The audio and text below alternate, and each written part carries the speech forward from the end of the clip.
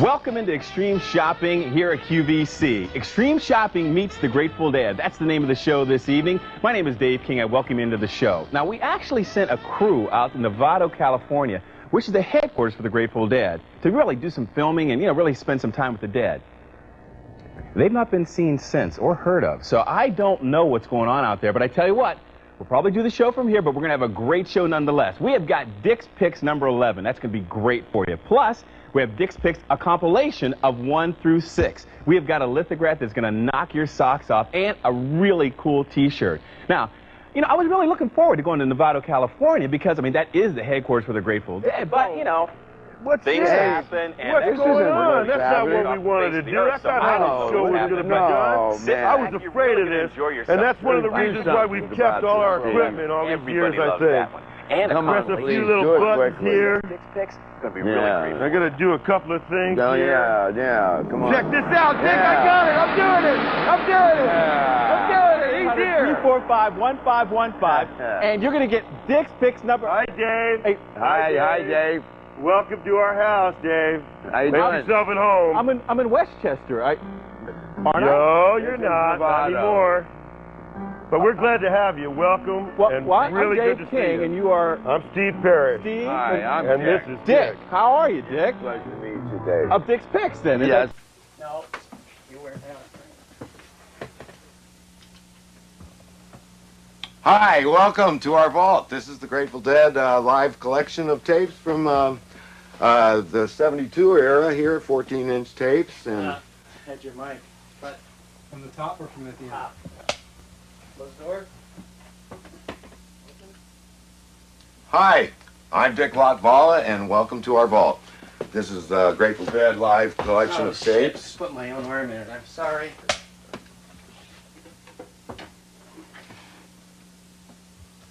Hi, my name's Dick Latvala, and welcome to the Grateful Dead vault. So how long have you worked with Grateful Dead? I was hired in 1985, and I've been basically organizing the tapes since then. But I had a previous experience. I have a home collection, like I was collecting tapes since time began, so I already had some experience of organizing. Using the name Grateful Dead. How long have you been doing your home taking? My Grateful Dead collection started in 1974.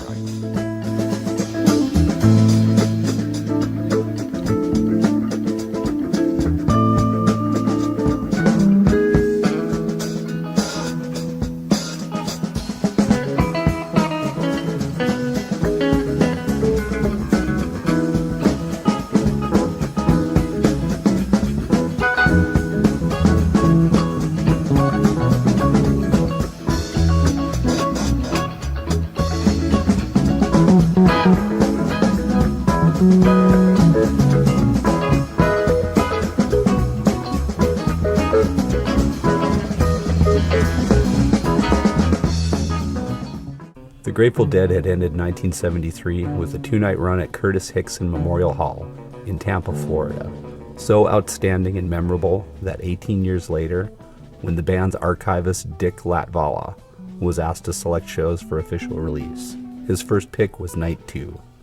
The boys had weathered a rocky season on the road as they ventured into the uncharted waters of independence from major label control. They left Warner Brothers to found their own label, Grateful Dead Records, along with Round Records for solo and side project releases. Grateful Dead Records, like as the name implies, is records that are going to be the Grateful Dead performing. They are Grateful Dead Records. Understand? Sure. Sure. And Round Records is my spin-off. Basically, what that means is basically the ownership of it is on me and Rakow. We're working together more or less, and that really means that he's more or less managing it. And it's mostly a situation for me to be able to try things out and do things. And I'm not particularly concerned about succeeding as a record company. I don't want to make a career of that. I just want to see what happens. I don't really have any big plans or anything like that. I just want to see what happens. And I didn't want to have Grateful Dead Records have to take up the burden of my solo record or whatever. I didn't want to put them, codependent or something. A week of downtime ahead of the shows after a rough season of touring, ended on a high note after the band met a Hialeah businessman named Alberto San Pedro. Among other ventures, San Pedro imported cocaine from Colombia through his connections in the Medellin cartel. He'd already built up a healthy clientele base among Miami's wealthy elites. Jerry Garcia had started getting into coke by the beginning of 1973, and with touring becoming steadily more profitable in recent years, the Grateful Dead were beginning to see real rock star money. Cocaine, for instance, makes me evil and makes me hate music. I hate music when I'm under the influence, so I can't use it. It's just impossible. Meanwhile, another seismic cultural shift was beginning to brew just down the street from San Pedro. Hialeah, Florida was also home to another upstart independent music label, TK Records. Founded by enigmatic New York financier Henry Stone, TK had their first success in 1972 with Timmy Thomas's Why Can't We Live Together?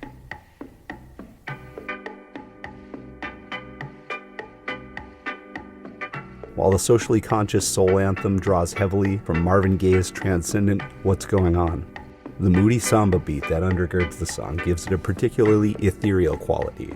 The foundation for this sound was the Lowry Automatic Rhythm Unit, an early primitive drum machine developed and marketed commercially as an add-on to home organs.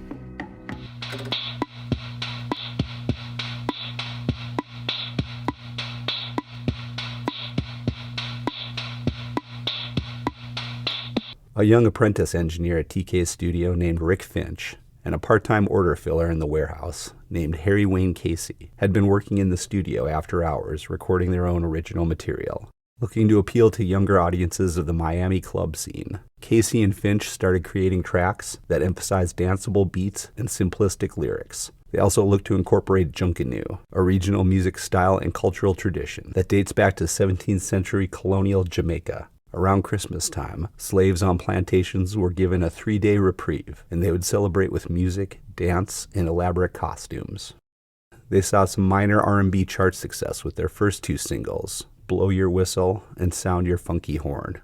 And Henry Stone was impressed enough to ask them to come up with some more material. One night in late 1973, Finch and Casey were working on demos at TK's Hialeah studio. Rick Finch had been playing around with a sped-up version of the samba beat on the Lowry, while a number of sources, including PBS, have claimed he was one of the first to make use of the Roland TR-77 drum machine. Finch confirmed in a 2011 interview with Songfacts that he was using the same Lowry organ Timmy Thomas had used on Why Can't We Live Together. Meanwhile, Philadelphia soul giants Harold Melvin and the Blue Notes' latest hit single, The Love I Lost, featured a distinctive syncopated hi-hat against a 4-on-the-floor beat by drummer Earl Young. Finch played a similar drum pattern over the samba beat and came up with a chord progression that may or may not have been inspired by Rock the Boat by the Hughes Corporation, which was at the time an album track that hadn't been considered for a single. Finch laid down a bass line, and Harry Wayne Casey added in an organ and Rhodes piano. The two immediately recognized they had something in their backing track, but agreed neither had the proper vocal range for the lead vocal they had in mind. Their first call was to Gwen McCrae, one of the artists in TK's roster, to see if she would cut a vocal track. Gwen agreed, but ran behind getting to the studio. Her husband, George, was able to get there earlier and offered to give it a try. In his teens, George had led a soul combo called the Jivin' Jets before joining the Navy in 1963. That same year, George got married to Gwen Mosley a week after the two met. Both were 19.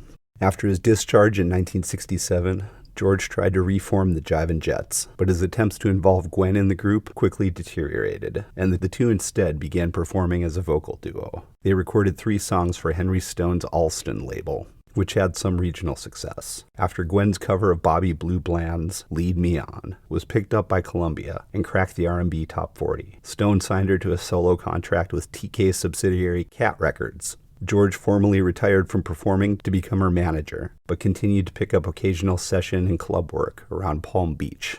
After 2 takes, Finch and Casey knew George's smoldering falsetto would be near impossible to top. TK session guitarist Jerome Smith was paid $15 to add in a guitar track. Henry Stone was convinced the song had commercial potential as a club single and slated it for a summer release.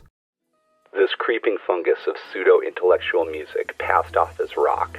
These long-haired, bemused-looking cats like Yes or the Electric Light Orchestra or these hideous, blatantly bland folk singers like John Denver, or even these semi-legitimate rock groups, which fell and refused to emerge from the pit of that ugly, sticky adjective, mellow, like the Grateful Dead, the most boring band inventable. All of them out. They've taken away the fun. They've tried and succeeded, really, to convince the record-buying public that their profession's a serious art form, that what they do is serious, that what they say has some meaning, that how they do it is important. Bob Baker, Thousand Oaks News Chronicle. Things that are supposed to be groovy I find antiquated, like the Grateful Dead and the Allman Brothers.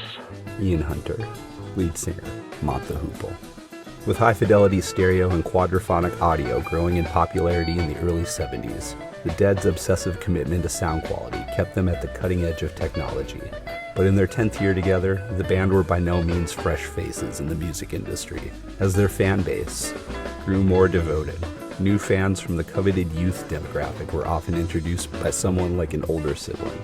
As the mainstream continued to leave the 60s and everything it was said to have stood for in the rear view, Deadheads began to cement an identity which held to the aesthetics, ideals, and politics of the hippie movement. The promise of the flower power era soon became the collective brand of the microeconomy that began to sprout outside Dead concerts. Until late 1971, the Dead was basically a cult band, a group that relied on a soaring crystalline chipping away at the senses, rather than the all-out oral assault popular throughout the acid rock era. But as styles and fashions shifted from the strobe light mentality of chrome and glass, black and white, loud and heavy, to more relaxed natural materials, such as a wood and burlap, and a more quiet, earthly colors, bands like the Grateful Dead moved front and center, as the country became the hip place to be, replacing the amphetamine scream of the streets of a nightmare New York vision. Bands that could float the mind rather than damage it became popular, and the Dead moved to mass popularity. Bill Mandel, Philadelphia Inquirer.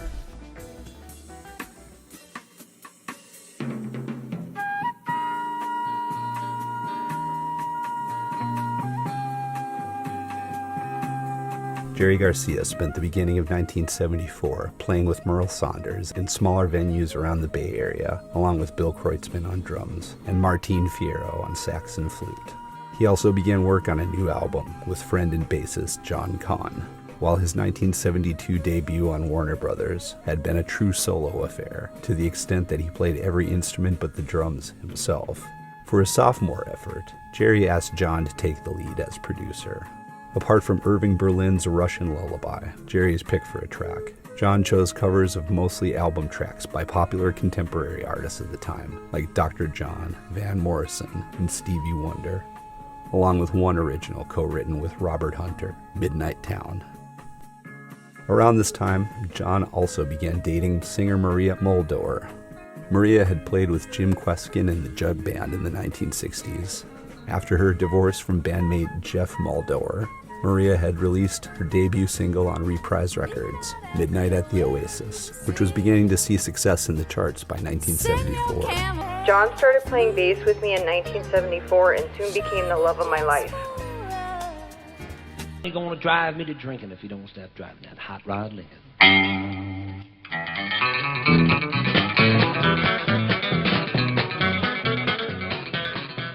The Grateful Dead sound system is quite a monstrous setup. It probably takes at least a day to get it all together. Not really. I think they've got it down to about 4 hours. I think it goes up in about 4 hours. That's incredible. And I went from the center field from where the stage was to the home base, and it sounded as clear and as perfect as it was, as close to the stage as I could possibly get. It was one of those fine sound systems that the distance didn't make much difference at all. It works.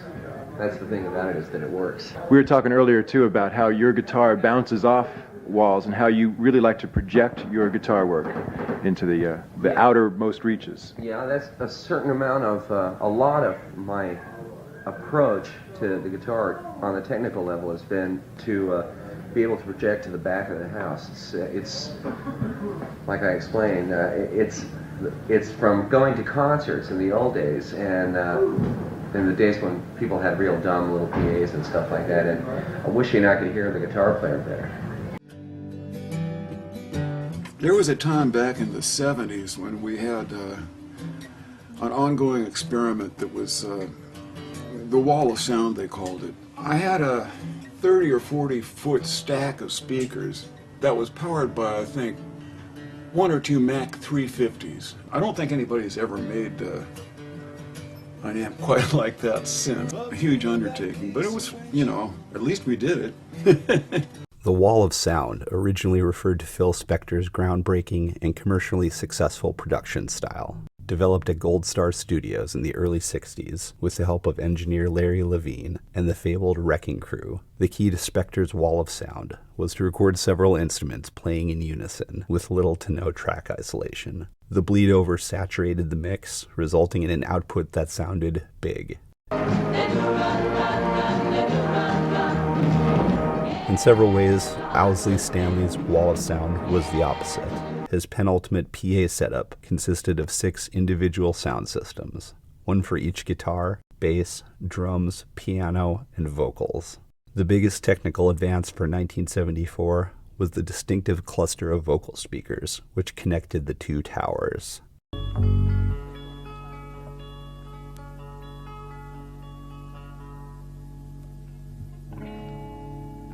Having run out of room for knobs, Phil Lesh switched out his trusty guild, which he'd nicknamed the Godfather, for a custom piece from Alembic dubbed Mission Control.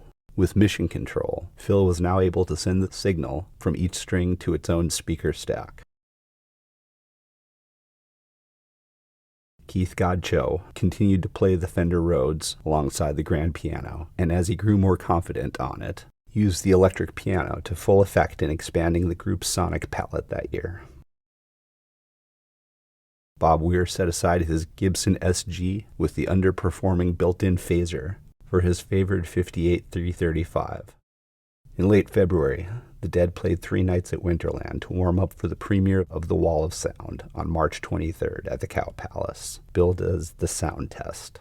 At the same time, Owsley was facing new charges for back taxes on about $250,000 in unclaimed income from 1967 to 68. Having already served prison time for related drug charges, Owsley avoided jail and was given a fine of $5,000. For all its legendary status in the lore of the highest-grossing concert act in modern musical history, The Wall of Sound existed for 3 two-week sprints, a few one-off shows sprinkled in, and a considerably condensed return to Europe compared to 2 years previous. Up to now, the 1970s for the Grateful Dead had been grinding away on the road and, as Branford Marsalis aptly put it, earning their audience. They're a band that has gone out on the road and earned their audience, and they've earned their audience strictly from a musical standpoint. You know, and it's not a media-driven success.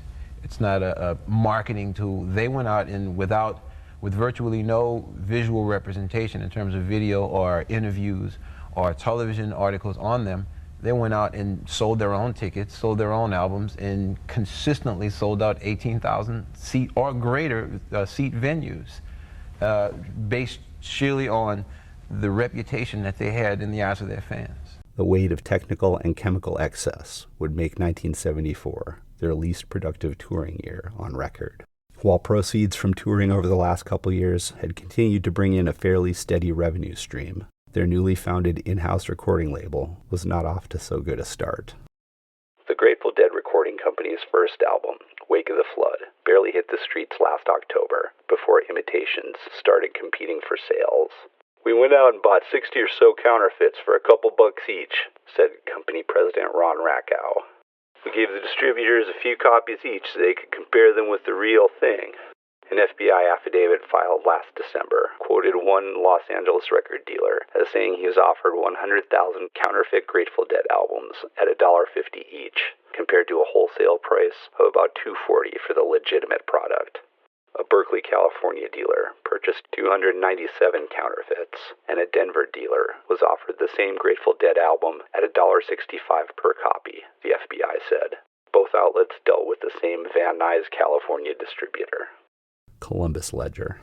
That year, Grateful Dead Records, along with the band's publishing arm, Ice Nine, filed a lawsuit against John D. Lamonti, owner of a Philadelphia area record store and wholesale outfit called House of Sounds, for $3,278,750 in damages due to alleged large-scale pirating of Wake of the Flood. While legitimate copies retailed for $4 to $5, knockoffs had a sticker price of $1.98. In addition to bootleg copies being sold at House of Sounds and other record shops around town, 5,000 were seized at Tower Records in Los Angeles. With their first album on their new label, now effectively a financial write-off, the group set out on a follow-up. Dissatisfied with the recording experience at the record plant in Sausalito, as well as the outcome, the band opted this time for CBS Studios. 7 years before, when it was called Coast Recorders, it was where the Dead recorded their first single, and what would go on to be their first anthem of sorts, The Golden Road to Unlimited Devotion. For the new album, Jerry brought in 2 new compositions, Scarlet Begonias and Ship of Fools, along with 2 songs which hadn't made it onto Wake of the Flood, China Doll and Loose Lucy, and a mildly revised version of Wave That Flag, titled U.S. Blues. Bob Weir, meanwhile, was still creatively spent from the patchwork experience of writing Weather Report Suite, a piece that was still coming together on the road throughout 1973. Under the gun to contribute new material, Bobby implored his writing partner John Perry Barlow for some lyrics to work with. Barlow offered up a poem he'd written in February, Finance Blues. The finished track, Money Money, would go on to be one of the most broadly disliked songs in the band's catalog. Phil Lesh takes the lead on 2 originals he'd co-written with friend and poet Bobby Peterson. Unbroken Chain was first tried out during the sessions for Wake of the Flood, but hadn't fully come together at the time. Once they were able to work out some of the complexities in the arrangement, it became a standout track on the album, and a perennial favorite among the fandom. Their first live performance of the song wouldn't come for another 21 years, giving Unbroken Chain a near-mythical status in Dead lore.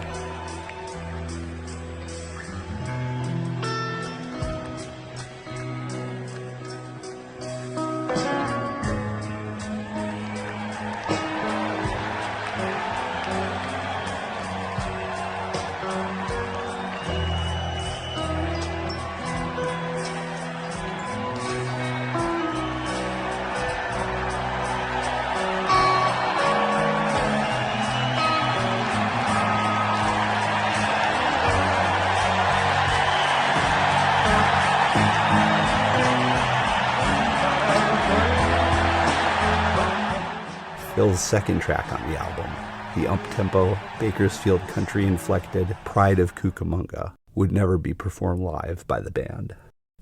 That April, Jerry began playing guitar and banjo in a new project led by friend and mandolinist David Grisman, who he nicknamed Dog. The Great American String Band, sometimes referred to as the Great American Music Band, featured all-acoustic instruments similar to Olden in the Way, but unlike their last group, the Great American String Band expanded beyond bluegrass to incorporate the gypsy swing of Stefan Grappelli and Django Reinhardt. Jerry referred to this style as dog music.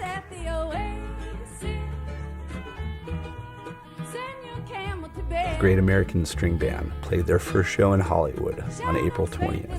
A week later, they appeared at the Golden State Bluegrass Festival, where Olden in the Way also made a brief reunion. They also backed Dog on the soundtrack for Roger Corman's Hicksploitation effort, Big Bad Mom.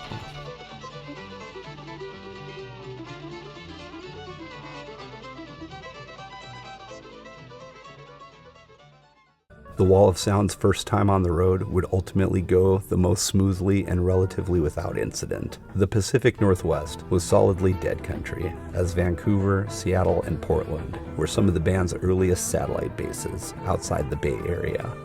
Their first stop was the University of Nevada, Reno, where the Wall of Sound made its official debut. Thursday, what is billed as the most powerful sound system in the world seemed to pose a problem.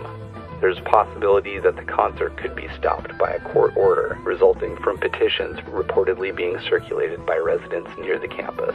University Police Chief Keith Shumway said, "If we're served an order to shut it off, we'll have to shut it off. but promoter Norm Chaney said the sound system of the Grateful Dead, although it is the most powerful, is not necessarily the loudest. A student union activities spokesman described ticket sales in response to the concert as tremendous, saying inquiries have come from Denver, Salt Lake City, Idaho, and throughout California. Nevada State Journal. Out-of-towners without accommodations arriving in Reno to attend Sunday's Grateful Dead rock concert at the University of Nevada, Reno, can sleep on the campus soccer field. What brought this whole thing about is trying to prevent problems in the community. A spokesperson for the University of Nevada, Reno said, In essence, we're protecting the private property owner by making sure people aren't sleeping in his yard. It was wall-to-wall bodies, or more properly, end-zone to end-zone, in McKay Stadium Sunday, where the Grateful Dead rock group was scheduled to blast off at 2 p.m. Some records were played to keep things in tune, but what with the piano having to be switched around to satisfy the maestro, and the sound system being practically blown away, the first live chord out of the Dead came at 3:30 p.m. The Grateful Dead sound technicians were still struggling with what looked to be at least 200 loudspeakers, racked up like some huge beehive on a scaffolding that pokes up about 40 feet in the air. The Washoe Zephyrs added their own tune to the festivities, and one of the Dead stepped to the microphone to say something about, "These are some winds you have up here." Jack Stevenson, Nevada State Journal. Aside from the fact that the Grateful Dead was 1.5 hours late starting, and Shumway said that drugs and liquor were freely dispensed, there were few disturbances and only a few arrests. Reno Gazette Journal. A few gatecrashers were chased the length of the stadium and ejected by the police. One attempted to grab an officer's pistol, but was quickly convinced he should keep his hands to himself. Jack Stevenson, Nevada State Journal. 7,000 Dead admirers filled the University of Montana Fieldhouse Tuesday night, expecting to witness an important part of the music of the 60s and 70s. They weren't betrayed. All the Dead came through the phenomenal 480 speaker system, individually distinctive, but wedded into a sound that is the Grateful Dead. The wall of speakers, which cost about $35,000 to put together, made the music loud, but not a blare. But the musicians were the important ingredient, and Garcia is one of the best musicians there is. He nonchalantly stood on stage, bracing himself with one leg, as the other rose and fell with the tempo of the music. But the night was not all roses. One incoherent jam in the 4-hour concert rambled on for 40 minutes. After the Dead left the stage from their second set, the crowd roared one of the loudest and longest ovations given to a band performing in Missoula. Several minutes later, as the Dead stepped back on the stage, Weir was struck on the head by a plastic pitcher that flew from the crowd below him. "Thanks a lot," he said gruffly. Steve Shirley, The Missoulian.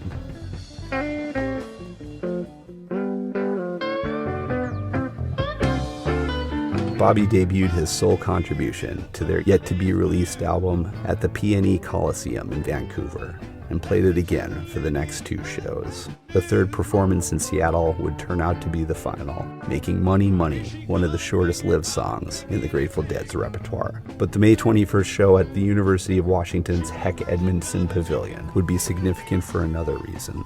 Their 47-minute rendition of Playing in the Band would hold the record for their longest single-song jam in the band's history.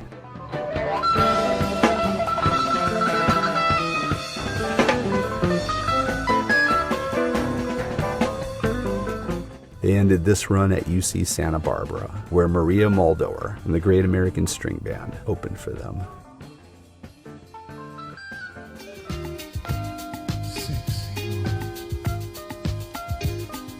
Meanwhile, in late May, TK Records released Rock Your Baby.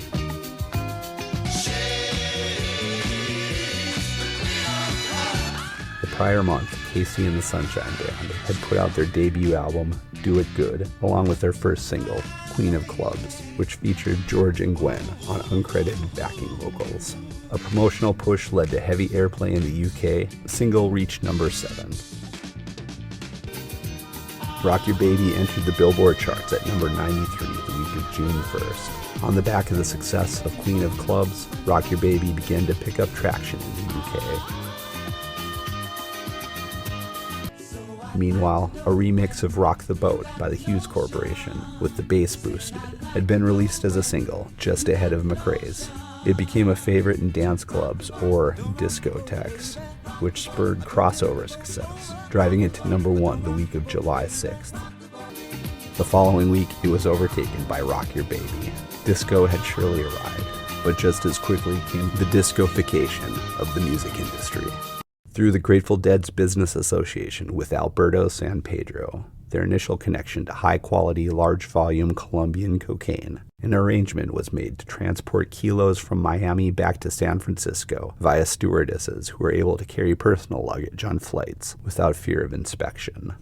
As word spread along the West Coast, demand instantly took off, and Colombia's Medellin cartel began to see the enormous market potential in the U.S. Up to then, scarcity, poor quality, and niche interest made cocaine costly compared to most other street drugs at the time. Miami's wealthy elites had begun to embrace cocaine as a status symbol, the ultimate display of money to burn. As well-heeled Californians began mirroring the trend, the coked-up masters of reality began to convince themselves that the drug was harmless and non-addictive. The overall duplicitousness of the Nixon administration's war on drugs gave ammo to critics who began to push for decriminalization of cocaine. This newfound legitimacy, along with its chic appeal as an emblem of conspicuous consumption, paired perfectly with the incessant, pervasive consistency of disco music. In no time, artists of nearly every genre found themselves condensing their style into the same relentless, out-on-top 4/4 dance beat. My darling, I can't get enough of your love, babe. Whatever gets you through your life. It's alright. Everybody was kung fu fighting. Those kids were fast as lightning. That's the way, I like it. Night and day, you are the one.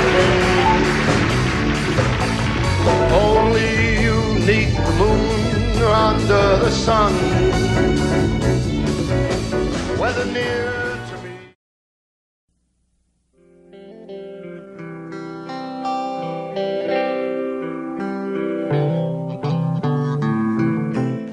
On June 6th, Round Records put out their first releases, Compliments, alongside Robert Hunter's Tales of the Great Rum Runners. The Dead played a show at Oakland Coliseum June 8th, before setting back out on the road. The plan was an extended East Coast run throughout the summer, built around the release of From the Mars Hotel, scheduled for the end of June. Your set this afternoon was sort of structured very much like a lot of other Grateful Dead shows, in that the first part of the set, the first hour and a half, was very up-tempo, a tight set, and then the second part, after the intermission, got into spacier things, and it just sort of drifted off into the conclusion. Right. Is there a pattern to this at every Grateful Dead show, or is it pretty spontaneous? There's a logic to it, and it's sort of spontaneous, but you can't. The logic is basically, with us, has always been, it's difficult for us to get it together. You know, we're kind of a slow starting band, and it takes a while for us to get our balances sounding right, to get to the point where we feel we're communicating properly on stage. Sometimes it never happens, you know, but we've been playing together long enough where there's a superficial resemblance to being more or less together musically. The feeling coming off stage Sunday was much more low-key than at previous Dead concerts. The music felt fine, the performance was competent, but some of the fire has died, perhaps deliberately. The tone quality of the PA was excellent, and the mix on the instruments was good, i.e., you could hear the piano and drums. But the vocals, always the main hassle, weren't out front. From the grandstand, in fact, they were buried. Bassist Phil Lesh attributed part of the problem to an oversight. The good mics had been inadvertently left behind. James Healy, Des Moines Register. Dirk DeRad, 20, was charged in connection with the stabbing of James Henneberry, 25, one of the concert promoters. State agents said the altercation began when DeRad was cutting a hole in a fence on the border of the fairgrounds in order to let persons in without paying when Henneberry attempted to stop him. Des Moines Register. The Dead, now a decade old, showed a standing room only crowd of more than 6,500 at Miami High Life Fronton Saturday night. A second concert was held Sunday night. That when you get back to basics, you get back to boogie. Jerry Garcia, as always, challenges his guitar every time he plays it. The audience found a challenge in recognizing him. He cut his beard and hair. The 5-hour concert Saturday was actually 4 hours, with an unforgivable hour-long break. It would have been better to package the affair as a 3-hour concert with only a 15-minute intermission. Hunter George, Miami Herald. While the exact nature and sequence of events aren't certain, what is clear is that the Dead had intended for this stretch to finish with a huge 4th of July concert, and without a doubt, an Independence Day show like this had the potential to be one of the major rock events of the summer. But how things played out gets hazy. On June 9th, a 4th of July show was announced to be held at Beulah Park Raceway in Columbus, Ohio. According to the ads, Bill Graham was involved with this event, which was to be co-headlined by Eric Clapton and the band, with a projected turnout as high as 100,000. Promotions for the show continued to appear as late as June 30th, and while Clapton did play in Columbus on the 4th, it was on his own at the St. John's Arena. Meanwhile, on June 22nd, another 4th of July concert was announced by Chicago-based Zoom Productions that was to take place at the University of Wisconsin-Oshkosh. Though Titan Stadium only held 10,000, plans were made to open the grounds on campus to accommodate up to an additional 15,000 attendees. As fears began to grow that the overflow of deadheads would inevitably lead to trouble around town, the Oshkosh City Council was pressured to deny a permit for the concert a week ahead of time. As they tried and failed to appeal the decision in court, Zoom scrambled to secure an alternate site. Today's Grateful Dead concert, scheduled for Titan Stadium in Oshkosh, Wisconsin, has been postponed until Saturday 2 p.m. and relocated at the Ridgewood Trace Park in Madison. Chicago Tribune. The Grateful Dead had been scheduled to perform at the University of Wisconsin-Oshkosh Titan Stadium Thursday, but officials refused to permit the concert to be held, citing inadequate health and security facilities. The promoters then searched for an alternate site, and Wednesday said they had found one in the town of Fitchburg, which adjoins Madison. Town officials had given their approval to Zoom Productions to hold the concert at a golf course and nightclub in an apartment complex. However, the Dane County Sheriff and District Attorney said such a concert would violate the county's zoning laws. The event was called off and the Grateful Dead left Wisconsin. Galesburg Registered Mail. Why is that your focus, man? Something that didn't happen. What do you know? We always celebrated 4th of July in our own way. It depends where we were. East Stranded is such a long word. I don't think it was Wisconsin. I think it was Nebraska we were at, and we had a great time with the people in Nebraska. We went and watched fireworks on the top of a car, and we did what Americans do on the 4th of July. Dang. And if we were in Wisconsin, I don't remember that, but I remember a 4th of July on the road. We had a day off, and we were in the middle of America in Nebraska. Okay. And so, well, right on. We had a great time in Omaha. Another co-headliner event with Eric Clapton, this time a 2-night run at the LA Coliseum, had been announced back in May. But instead, Slow Hand spent July 19th in Long Beach, while the Grateful Dead played Fresno's Selland Arena before appearing at the Hollywood Bowl 2 days later. Their first stop on the way out to finish up the East Coast run was Chicago's International Amphitheater, a makeup show for Zoom's July 4th debacle. From Chicago, Roanoke. The group came to Roanoke from sellouts in New York, and they brought along their 480-speaker, 24,000-amp sound system, said to be second to none. But the show, which featured the group for the full 4 hours, was little more than an instrumental show with the occasional bit of vocal prowess. At one point in the show, the Dead performed a 30-minute instrumental, followed by 2 minutes of singing, and then took an inordinate 45-minute break. A group member tried to divert the audience's attention with a clumsily orchestrated Moog presentation. He was unsuccessful, and the crowd became bored, vocal, and at times rowdy. Ron Brown, World News. The Grateful Dead are going to be in Philly August 4th, and will be playing at Philadelphia Civic Center, not the Spectrum. Electric Factory Concerts, who usually promotes the Dead arrivals in Philly, aren't handling the gig because of some disputes with the band in connection with the joint Almonds Dead concert in D.C. last summer. Pottsville Republican. The reason, basically, is that Larry Maggot and Alan Spivak, chief honchos at Electric Factory, got fed up with the Dead's rather detailed demands for goods and services.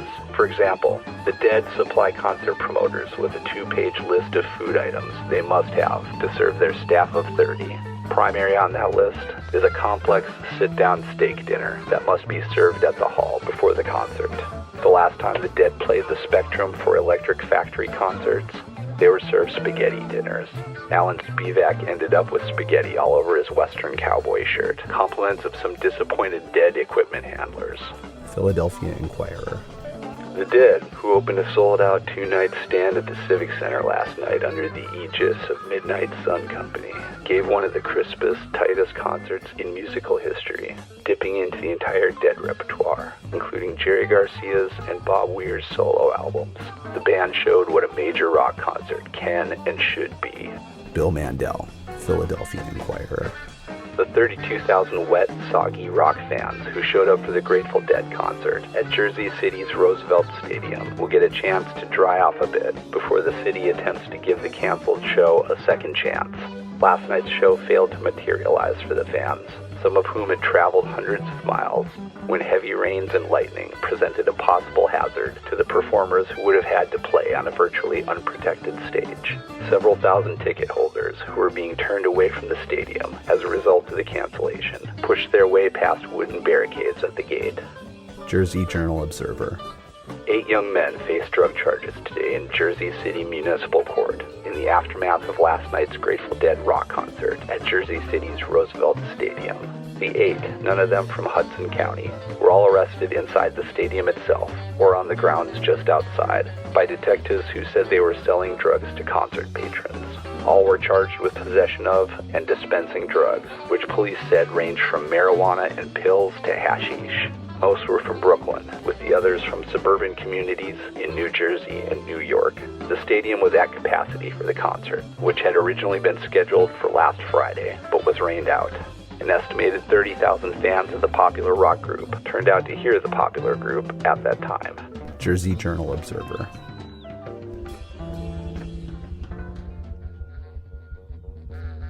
The Grateful Dead's 1972 European tour was a watershed moment in their career.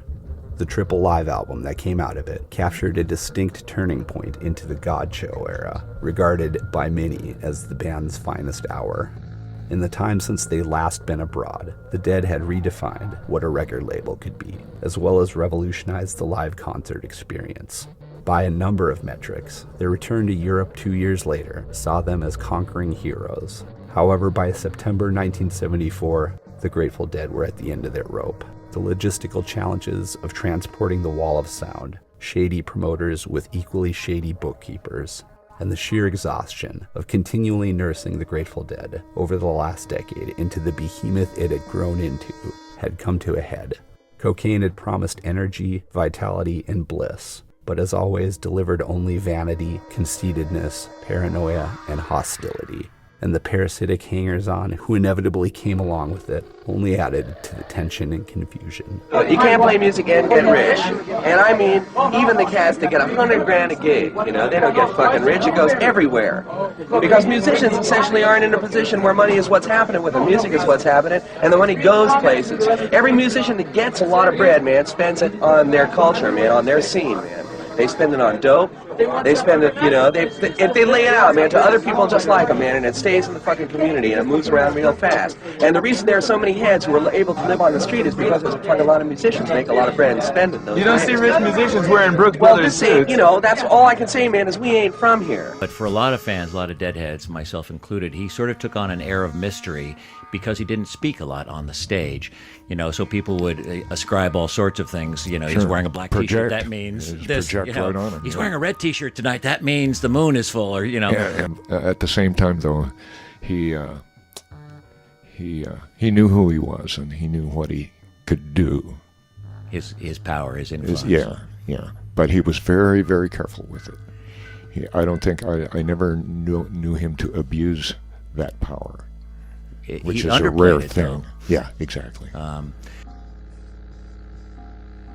The most rewarding experience for me these days is to play in bars and not be Jerry Garcia of the Grateful Dead. I enjoy playing to 50 people. The bigger the Dead get, the harder it is to be light and spontaneous, and that's my biggest single dissatisfaction. Any kind of fanaticism, Garcia reckons, however apparently well-meaning, is ultimately corrupt. I think we've seen more than enough of I've got followers, therefore I'm powerful mentality this century. Specific example, we'll take Casey Jones, the working man's dead favorite. Part of the chorus runs, you recall, driving that train high on cocaine. Suddenly everybody was snorting cocaine, as though that was the underlying message of the song, which it wasn't at all. I mean, those lyrics are dire. At best, they're pessimistic.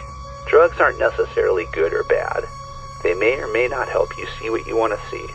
See, the Dead doesn't hold one particular philosophy about anything. Some people in the band don't take any drugs at all. Others take all drugs. We don't share the same perspective on that one. I think drugs are now just a part of life. I'm always looking for new forms, and if the Grateful Dead at some point would prefer to cling on to old forms, I'll go someplace else. Steve Lake, melody maker. The depraved blueprint for this tour first reared its ugly head about 1,000 years ago, when a middle-aged Cockney suffering from cocaine dementia knocked at the door of the Grateful Dead offices in San Rafael. His name was Tom Salter, and he had a grand plan. He had a briefcase full of blueprints, wads of 5- and 10-pound notes, and more blow than we had ever seen. Jerry, Bobby, everybody's charmed by him. He is mesmerizing in that maniacal sort of way Jerry has always found irresistible.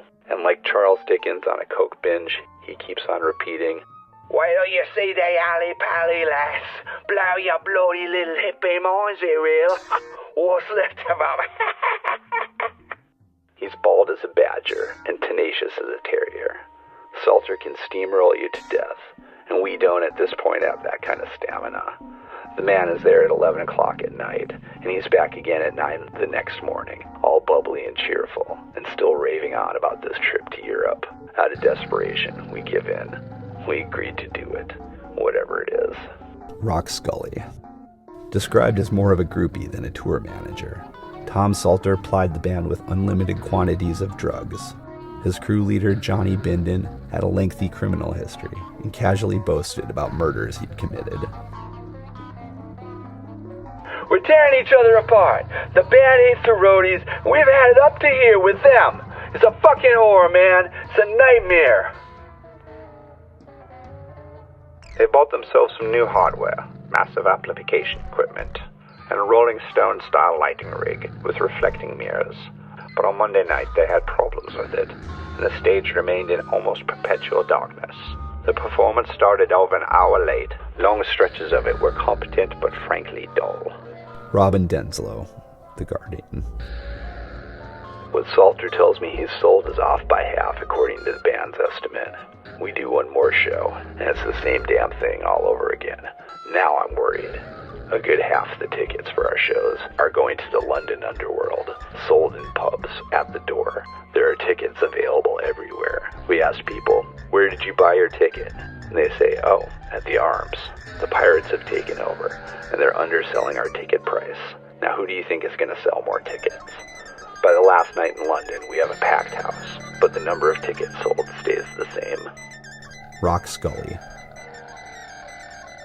Following their European tour, the only thing the group has planned is an album scheduled for recording in January. Their overhead, about $100,000 a month, is one of the problems they will study during this low-profile period. Rolling Stone. Success took a heftier toll on Jerry than it did on me, personally, because I could always retreat or go hang out with the crew or something. But everybody wanted a piece of Jerry, all the time, until he had nothing left for himself. He used to take time to talk to that random fan who'd taken too much acid and who needed to discuss the universe with them, or thank him, or just have some kind of personal exchange.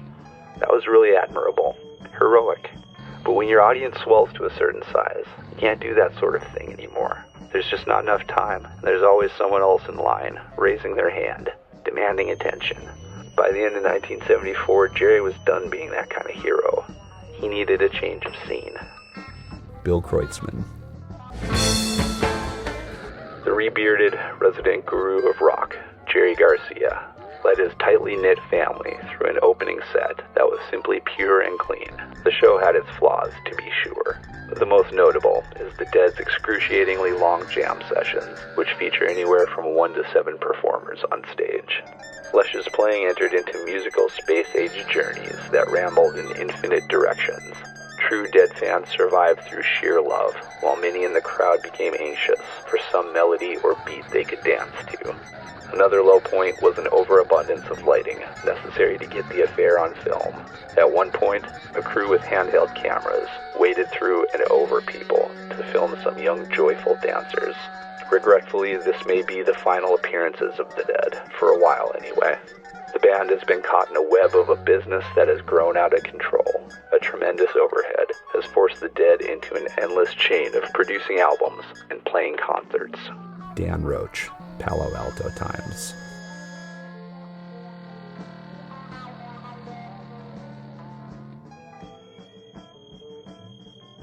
Outside Winterland last Sunday, tickets for the final concert by the Grateful Dead were scalped for as much as $30.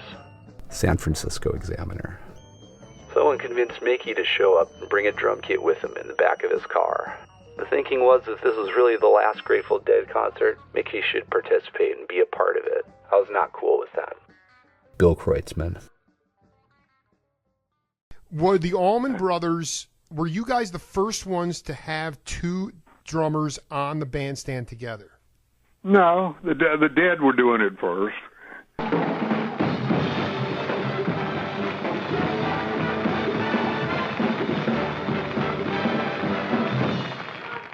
The double drummer setup dates back to the earliest days of jazz when, before the advent of the trap kit, two percussionists would take up the alternating roles of snare and bass. The first appearance of twin drummers in a rock band was LA-based Clear Light, whose debut album came out in 1966. Here they are in an uncredited cameo role as Barry McGuire's backup band in 1967's The President's Analyst. The Dead were doing it first. Now, the difference is, the way the Dead do it is Kreutzmann and Mickey, they're very careful about, working around each other. Kreutzmann will play the pattern and Mickey is over playing whatever it is he plays. I'm not quite sure. He's the punctuator. He's doing these fills or something. Yeah, go ahead. I don't know. I know. We've all been. The last time I saw the Dead, when that Planet Drum started, I had to leave. You know what? I'll be honest with you. In full disclosure, I've talked, and I'm not trying to bag on him because he's done some cool collaborations, but Mickey can't. It's well known going back to the New Riders of the Purple Sage, and he could just never keep time.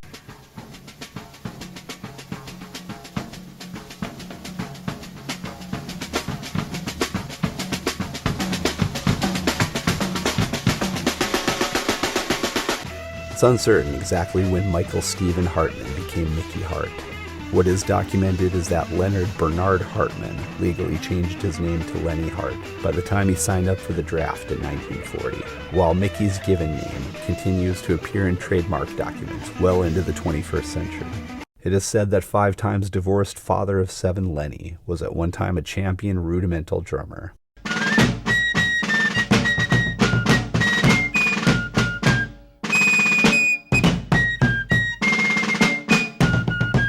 He married one of his wives, 19-year-old Leah Sylvia Tessel, on October 23, 1942. Shortly before their son Michael was born on September 11, 1943, Lenny abandoned the family. According to lore, Leah was a drummer herself, and she strongly encouraged her son to take up percussion through school. Leah would remarry, first in 1946 to Martin Cassover, and again in 1977 to Milton Farrow, before her passing in 1995.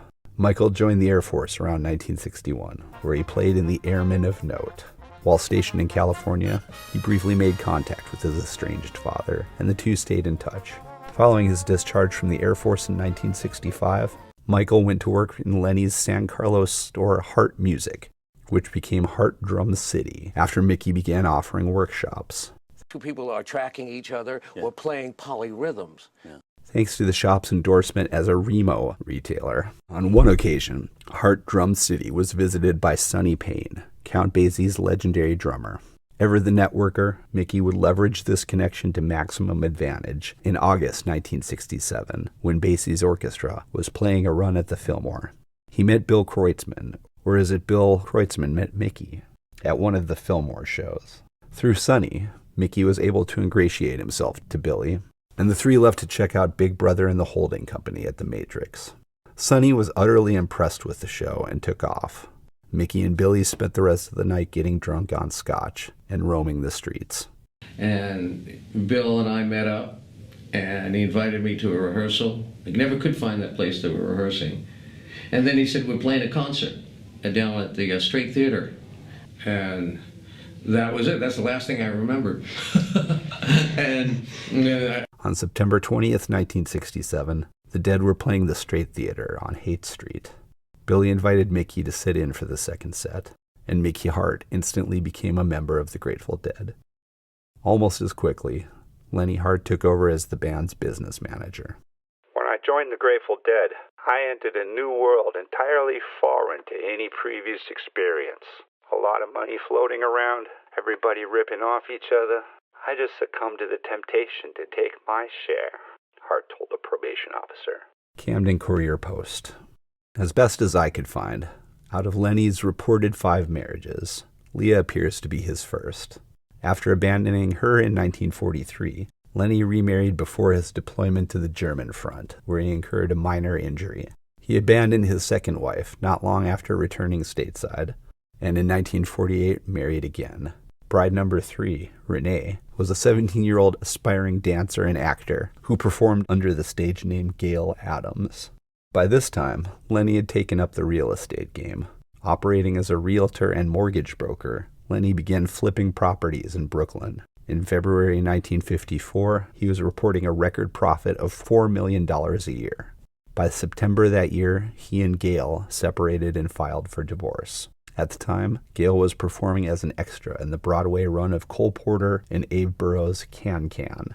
She had to leave the cast after Lenny began showing up to harass her at the Shubert Theater. By March 1955, Lenny had a warrant out for his arrest, after getting 3 months behind on child support. Although he was registered as the CEO of 8 different corporations at the time, he claimed his income only amounted to $96 a week.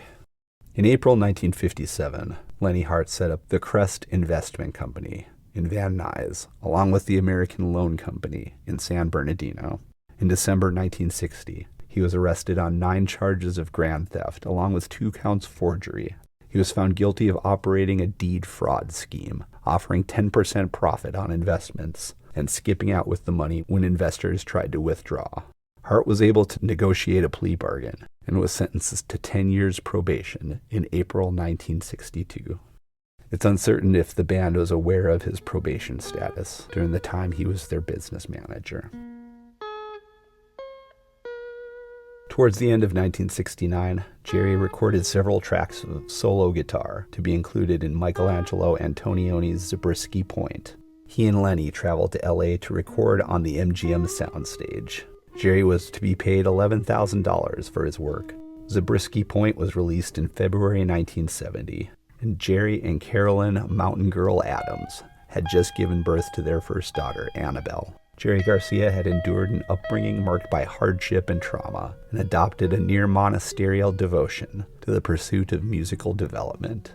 While he hadn't experienced anything quite like overnight success, his serious commitment to his craft had elevated him among his peers. And at 27, Jerry was going to be able to buy his first house with the money he was expecting for his work on Zabriskie Point. I saw the check from Warner Brothers, Jerome J. Garcia, put it on Lenny's desk, and called Mountain Girl. She says, "Oh my God, I'll be right up." She comes up and, "Where is it?" "It's on Lenny's desk." She goes in and Lenny says, "There's no check for you here." She goes, "What the fuck?" "Yes, there is. I know it's here. What's going on?" She comes into my office and says, "What's going on?" I said, "I guarantee you that was the check. I didn't open it, but let's call Warner Brothers." I called Warner Brothers. They said, "Yep, we mailed it 2 days ago." She goes back in and starts storming at Lenny. Lenny says, "That was something else. You're wrong about that." She calls Jerry, and the word gets out. Pretty soon, every single member of the band is in my office, and Mountain and I are telling the story. Mickey is standing there. It's a little rough. Mickey is freaking out. He doesn't say a word, and people are asking, "Did you know this? Did you know he was like this?" Mickey was just numb. Lenny Hart disappeared in March 1970, along with an estimated $155,000 of the band's money.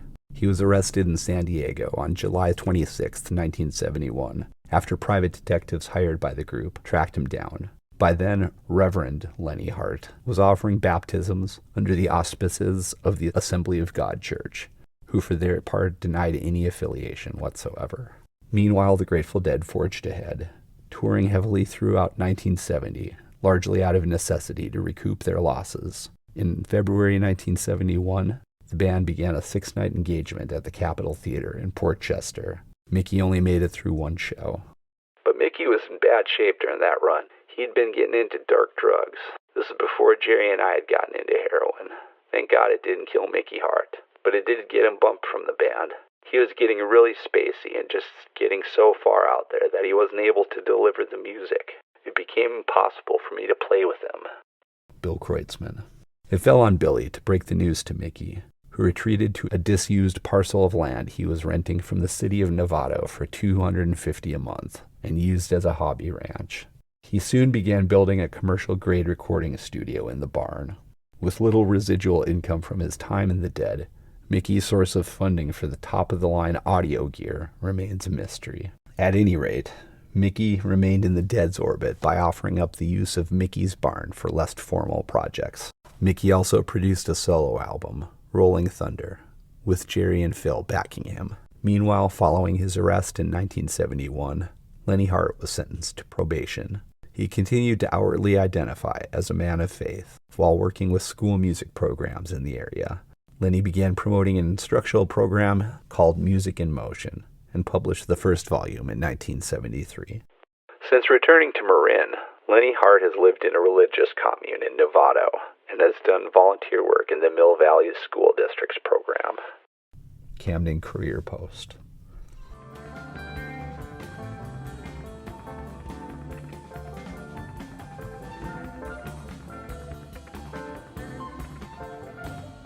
Mickey didn't know the new material, and we hadn't rehearsed or played with him in years, so I didn't think it could possibly be any good.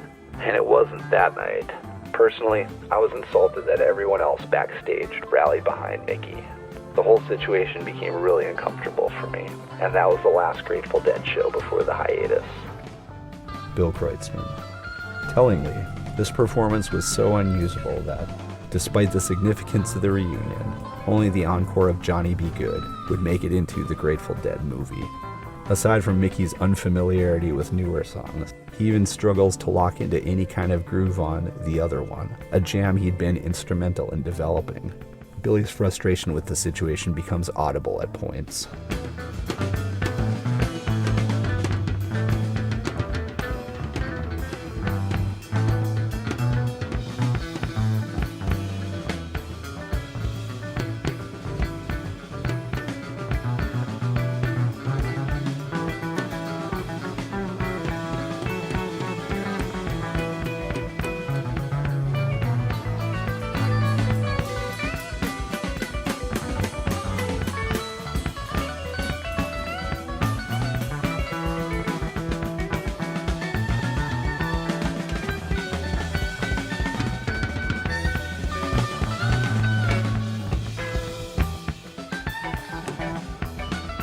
We're playing polyrhythms. Yeah. Regardless, once again, Mickey Hart had sat in on the second set and instantly became a member of the Grateful Dead.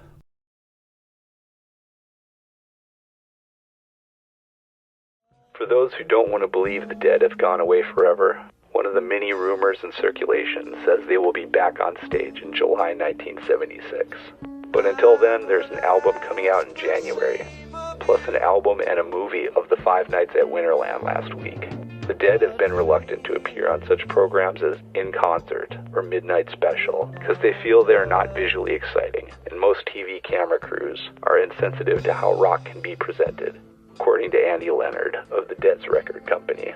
Leonard said the recording was done on 32-track for quadraphonic, and that parts of the Dead's mammoth sound system may be disassembled and installed in the theaters the movie will play in.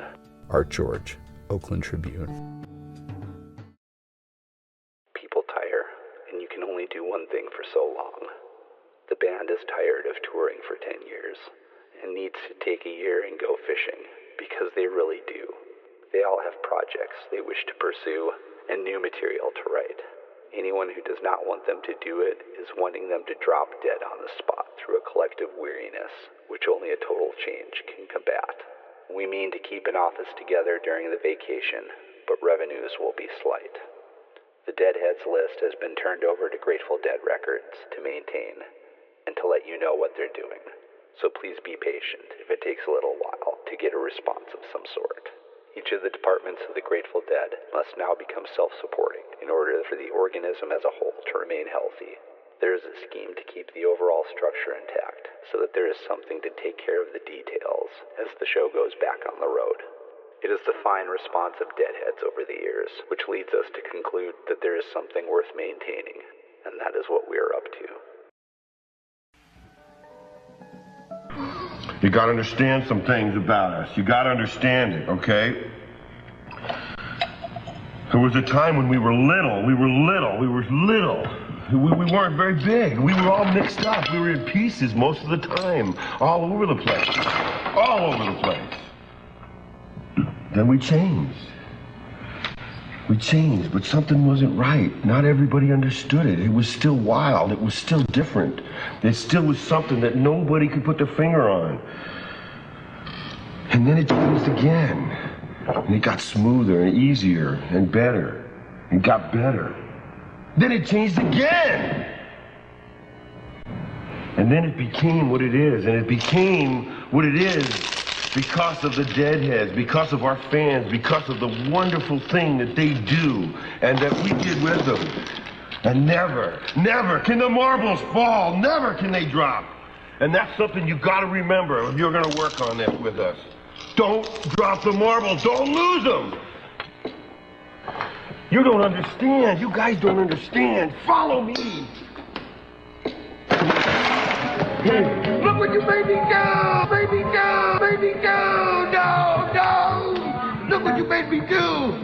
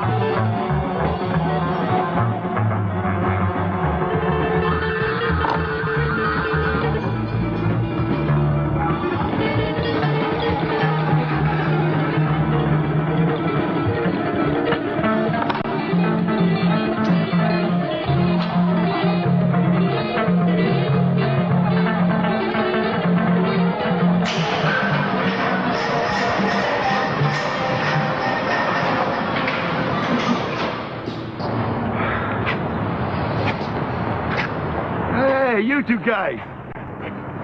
Dick's Picks 11, Grateful Dead, Stanley Theater, 1972.